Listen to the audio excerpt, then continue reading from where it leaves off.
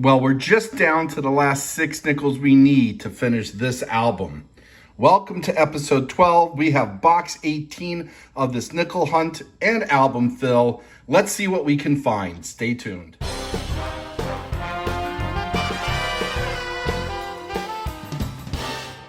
Hey collectors, thanks for watching. I'm the collector of coins, and that's right, as I said in the intro, we got another box of nickels. This is box 18, episode 12, to complete this album. And we just need these nickels. They are some of the hardest to find. All right, well, we're gonna dig into this and we're gonna start looking for anything. I'll pull you in for nickels that are older than 1950, except unless we find the 1950D. I'll certainly pull you in for that one. Oh, and before I forget, I have some cool merchandise at my store. Take a look on my page. I'll put a link down below as well. There are some funny coin-related t-shirts that you might be interested in. And while I have your attention, please consider giving this video a thumbs up if you like it. Please subscribe if you're not yet a subscriber. And of course, hey, turn on notifications. Sorry to bug you guys about this, but I need the support and appreciate the support. All right, let me open this up. I'm gonna do so off camera because I'm a disaster opening these. The glue has always resulted in that. So I don't know if I'll do any better, but I'll bring in once it's open. All right, I got that mess off. Let me see if I can open it now. Boy. There we go. We finally got it open. And let's see if there's anything interesting on top. Sometimes we find some cool enders. We did find a Buffalo ender once. And we found a wartime nickel ender once. But I don't see anything on this end. So I'll bring it in once we see something cool. All right, I just took off the wrapper of roll 3. And we see a discolored coin. I thought maybe it had a chance of being a wartime nickel. But instead, it's just a corroded 1973. Well, I'm going through roll 4, and I had the reverse up, and I just flipped this coin over. And it is from Philadelphia. It's not the key dates that we need. This is 1939, second year Jefferson out of Philadelphia. But we can check to see if this is the double die reverse variety. We have found one before coin roll hunting. Hopefully we can find another. I'll bring you in to take a look at this with me. So the double die version has doubling on the letters of Monticello, which this does not have. And it also has doubling on 5 cents. And while we see some stuff here, I believe that's just damage. I have come across the double die before, and it does not look like this. It's got prominent doubling. That might be die deterioration doubling more than anything else. Sorry about the thumb being in the way. But yeah, I do not see evidence of the double die. I just see evidence of just wear. But we'll take this find anyway because we're on the board with our first find of the hunt. Hey collectors, I decided to bring you into roll 8 because we've come across a 1955. And as you can see on my mat, a 1955 from Philadelphia is a semi-key date nickel. But unfortunately, this one is from Denver and is quite common. We can look, however, for the D over S variety. So let's pop this underneath the microscope. Well, in this condition, it's hard to tell if this is a D over S mint mark. I don't believe it is. It looks like the shape of the mint mark is a bit flattened due to either wear or damage. So we're just going to put this back into circulation and keep searching. Hey collectors, we have our second find of the hunt. It comes out of roll 12.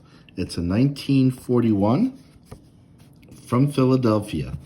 This has been a pretty slow hunt when it comes to nickels earlier than 1950D. But we're going to keep plugging away. And the very next roll, which is roll 13, we have a world coin from Bermuda, which has, unfortunately, some ring of death damage. But this one is from 1970. All right, here we go. Roll 17 finally gives us some action. We got consecutive years, 1940 and 1941. This one is from San Francisco, and 1941 is out of Philadelphia. The 1940 from San Francisco has a repunched or overmint or inverted mint mark variety. So let's take a look at that. Well, here is the mint mark, and it's looking pretty clean despite the wear. So I think we have a regular 1940S. As I've been searching through roll 20, I missed the side of this. I did not pick up that I had a silver war nickel in the pile. 1943 out of San Francisco. Oh, if it was only the Denver, that's the one we need. But hey, anytime you can find silver in circulation, you're ahead of the game. All right, we got silver.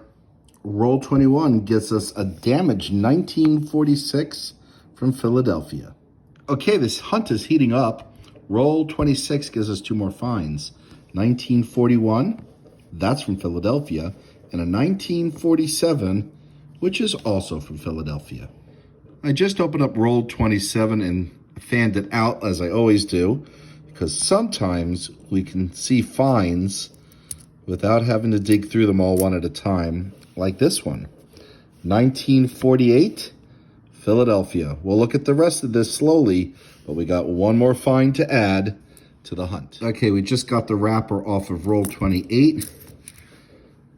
I saw a discolored one, thinking it might be a silver nickel.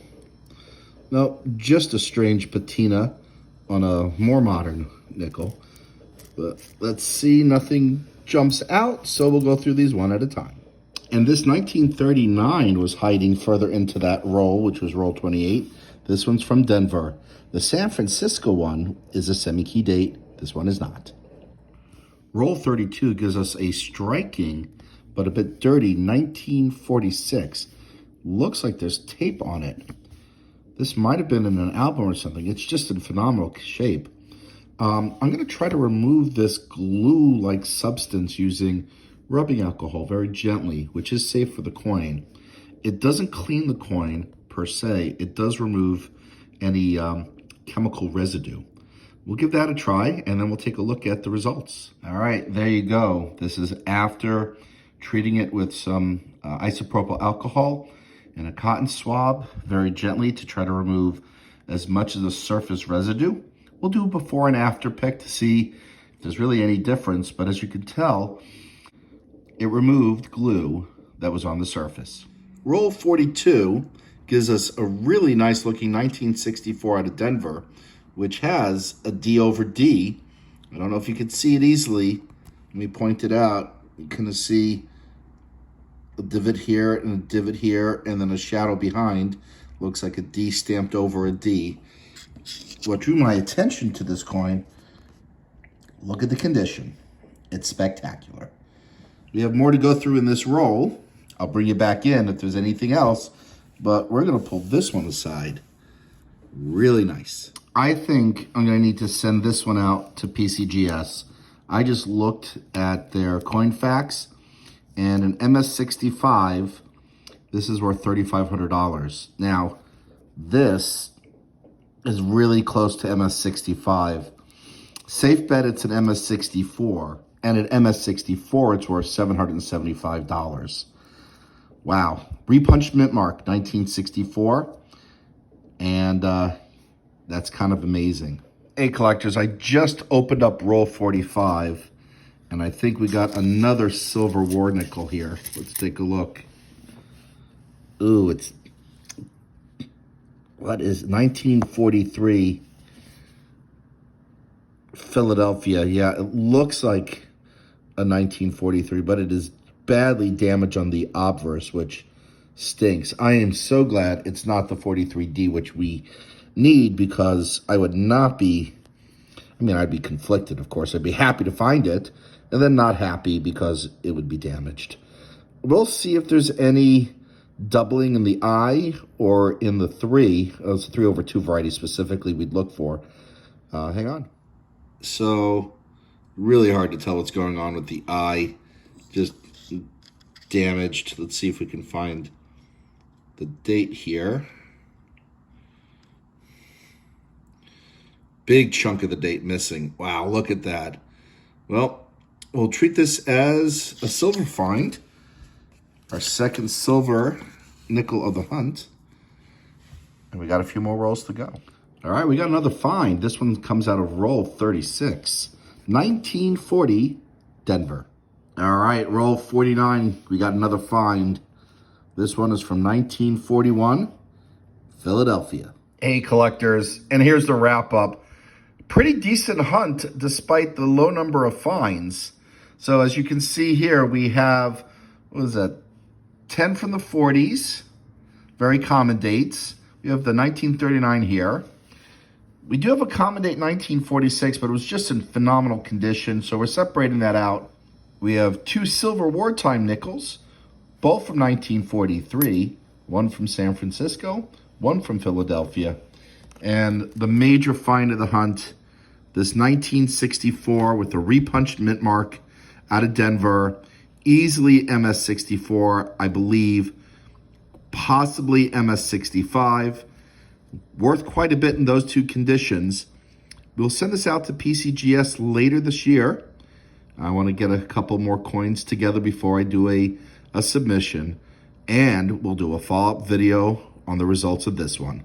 Well, collectors, we did not find any that we needed for the album.